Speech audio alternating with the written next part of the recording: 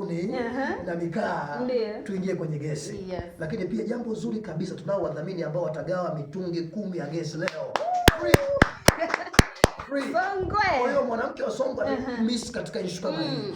Lakini pia tutafundisha vitu vingi sana kwa sababu hii ni kauli mbiu ya mwanamke shupavu. Rais wetu wa Jamhuri ya Muungano wa Tanzania Dr. Samia Hassan Suluhu ambaye amepambana vya kutosha ili kumtoa mwanamke kuni kichwani. Lazima kumtoa kuni mwanamke kichwani. Kwa hiyo ni mpango ambao tumekuja nao hapa Songwe. Nitafundisha, nitaelezea, tutakuwa nafasi maswali na kila mwanamke atakayeshinda swali atapata mtungi wake bure kabisa. Inawezekana mshindi nikawa mimi.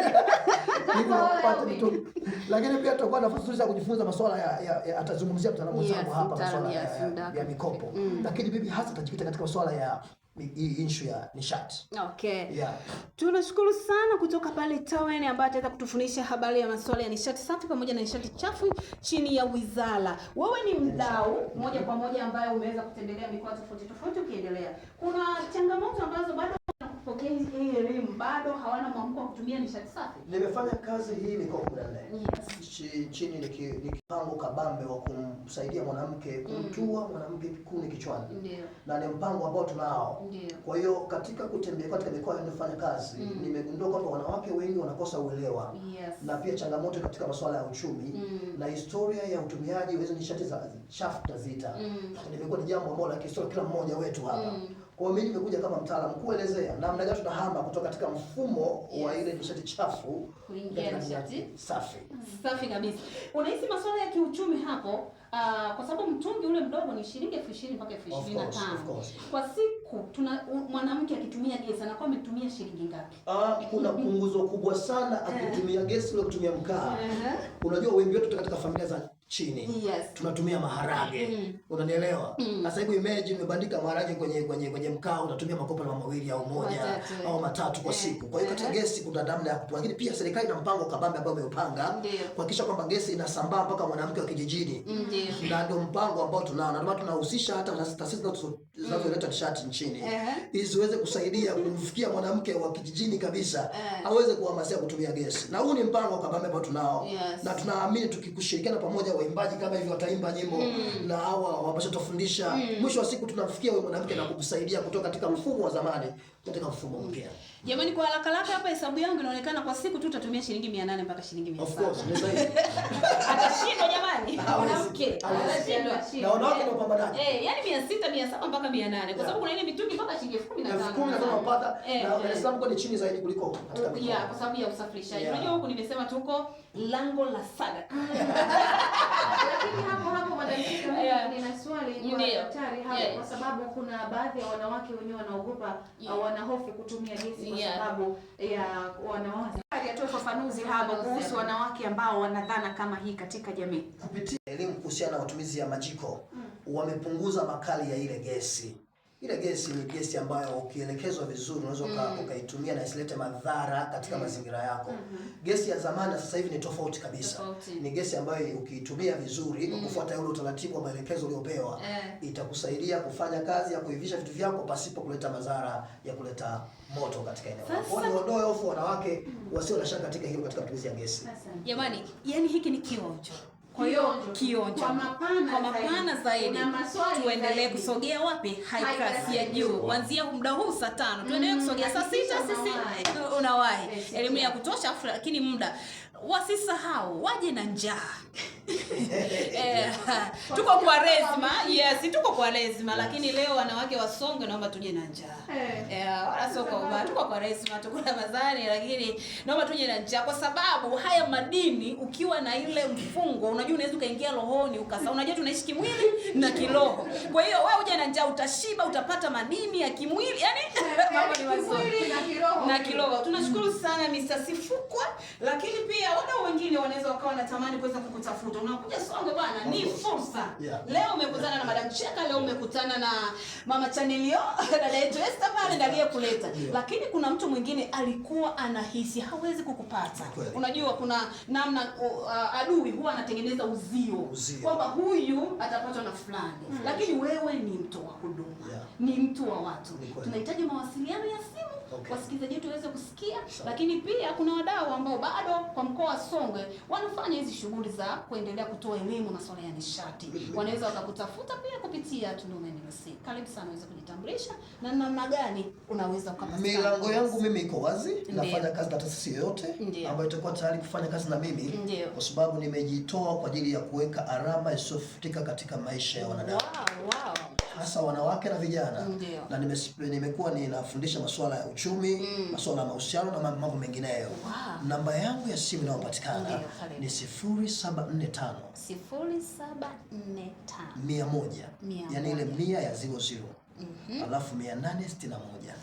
Rudia. Unajua kwenye namba yako ya simu hapo unatakiwa tuwe makini kidogo. Ili watu wachukue vizuri. Yes, wanaandika taratibu. Na wanakuita msikilizaji unanisikiliza. Ni 0745 100 861.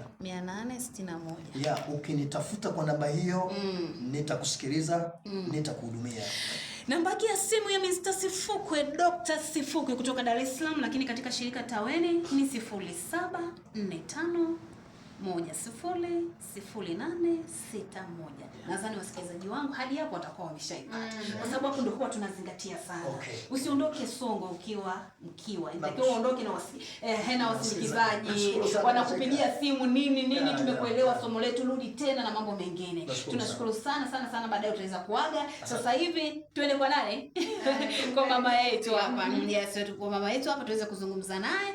Atuambie anatokea wapi, vitu anavyovifanya. Amezungumza kama anafanya mambo mengi sana, lakini leo ataweza kuzungumzia habari ya ujasiriamali na mikopo umiza. Karibu sana mama katika studio za Tunduma University. Asante sana. Nashukuru sana kutokana na vibe ambayo nimelikuta hapa. Yaani labda ni kwa sababu nimeshajitambulisha, labda nianze kwa kuzungumza pia ni washukuru. Nianze kwa kushukuru wale ambao wamenifanya nimefika Songwe kwa mara ya kwanza. Karibu sana. Sijawahi kufika. Na hongereni sana Songwe kwa sababu costa zenu zinakimbia sana. Asante sana. Kwa mimi nilikosa amani kidogo kwa sababu sijazoea, lakini nadhani ni kutokana na masafa tu ambayo ni marefu. Kwa hiyo pongezi kwa Mbeya Tunduma hiyo kisikia. Unakulala kwa madereva. Kwa hiyo nianze labda kwa kusema mimi ni mkurugenzi wa taasisi ambayo inaitwa Comfort Relief Society. Ni Comfort Relief Society ambayo iko makao makuu yake Dodoma. Comfort maana yake ni kitu cha faraja ambacho kimekuja kwa ajili ya faraja kwenye jamii. Mimi taasisi yangu iko tofauti kidogo. Sisi tumebezi sana kwenye masuala makubwa manne. Kwanza tunahusika na kutoa elimu masuala ya kausha damu. Cha pili tunatoa elimu hususan masuala ya ukatili wa kijinsia kwa kushirikiana na ustawi wa jamii Tanzania nzima kwa sababu tuko kitaifa. Lakini la pili tumejihusisha na masuala ya mazingira. Kwa kupanda miti, kufanya nini, kitu chochote kinachohusiana na mazingira. Lakini cha mwisho ni kuhamasisha. Kuna watu ambao tayari walikuwa wamekata tamaa, wako chini kabisa, wamejifungia ndani na walikuwa hawajui kwamba fursa zote ambazo zinapatikana nchini na wenyewe ni wanufaika. Kwa hiyo sisi tunawatafuta watu wale ambao wanauelewa, lakini na wale ambao pia walikuwa wamejiwekea kwamba hichi kitu ni cha kina Vero tu ambao tunaona wanakimbizana, hichi kitu ni cha kina Cheka tu. Kwa hiyo sisi tumewafuata, tumetumia jamii ile ya chini kabisa ambao haijiwezi kwa ajili ya kuifufua na kuinyanyua. Kwa hiyo labda nianze kwa kusema kwamba leo nimekuja Songwe, niseme hodi Songwe kwa ajili ya nitakuwepo pale, nitaunguruma kwa ajili ya kutoa elimu masuala mazima ya mikopo umiza. Mikopo umiza ukisikia tu kama haujawahi kukopa huwezi kujua. Utakuelewa. Kwa hiyo kikubwa mtafute mtu ambaye amekopa. Kuna mikopo ya kulipa kwa wiki na kuna mikopo ya kulipa kwa mwezi na kuna mikopo ya kulipa kwa siku. Unachukua leo unaanza kulipa kesho. Umeona? Kwa hiyo sisi tumejikita sana kwenye masuala mazima ya mikopo ya kulipa kila siku. Sisi tunatembea na wale waathirika. Wale waathirika ndo tunakutana nao, tunawakusanya, tunawatafuta, unajua kuna watu wamekata tamaa. Nikiongea hapa Judy kama Judy, Cheka huwezi kunielewa. Nakuelewa. Lakini mpaka ukutane na wale watu ambao mimi nilienda kukopa. huwezi kufanya kazi ambayo hujafanya research. Kwa hiyo mimi nilienda kukopa $100. La mimi nikamwambia kabisa kwamba nitafanya kama wanavyofanya wenzangu. Kwa hiyo ninayezungumza hapa ni muhanga mmoja hapo ambaye nilikopa $100. Na nikachelewesha ili nijue kwamba wanakutana. Nilitukanwa na binti ambaye nimemzaa mimi. Yale matusi yale ambayo yani huwezi kuyabeba. Umeshaona, lakini nilitishwa.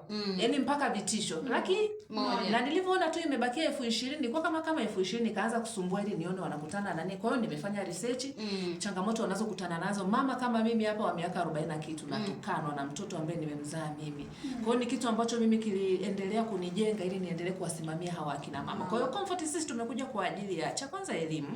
Lakini cha pili tunawasogeza tuweze kuwa nao karibu kwa pamoja. Lakini kitu ambacho tumekuja sasa, mtu anaenda kukopa ana shida cheka. Sio kwamba anakopa anaenda kununua mafuta au anakopa kwa ajili ya kuendelea labda kula nyama sehemu. Una mgonjwa, kwa mfano naweza nikakwambia kwamba una sijui hospitali za labda mgonjwa kalazwa Benjamin. Hauna hata 100. Hivi haujanifuata kweli kuja kuniomba ungenifata, lakini mimi hela sina. Lakini nakwambia nitakuunganisha kwa visa kwa nani usifuke. Ukitenda kuna nini unapata tu dakika 2 unamkamata hapa unaenda, yani anasaini kitu cha kusaini hapo, lakini imekuwa ikileta shida sana. Umeona? Kwa hiyo sasa ni kwamba wana shida na ndio maana wanaenda kule. Hiyo ni research ambayo tumeifanya. Kwa hiyo tukaona kwamba Judy kama Judy kwanza taasisi yangu mimi foundation yangu bado mpya. Umeona, nimesajili mwaka jana mwezi wa 10, nimeanza kazi sasa mwaka huu. Kwa hiyo tukaona kwamba sisi uwezo wa hela hatuna, lakini akili tunayo, mawazo tunayo. Kwa hiyo tumekuja na kauli na njia mbadala kwamba kilimo kinalipa. Kwa hiyo tunakaa tunazungumza nao, tunaongea nao kwa ukubwa kabisa wa jambo na tunakaa tunaona kwamba hawa watu lazima tuwaonyeshe kitu cha kufanya. Judy mimi nimeshindwa biashara, nimefunga frame. Biashara ya frame siwezi. Na